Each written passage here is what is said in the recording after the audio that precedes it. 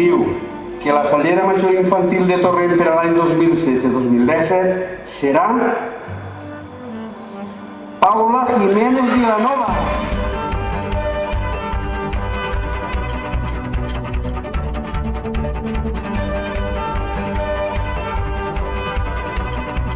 Han nomenat Fallera Major de Torrent per a l'any 2016-2017 a la senyoreta Carmen Sirvent Garrigues.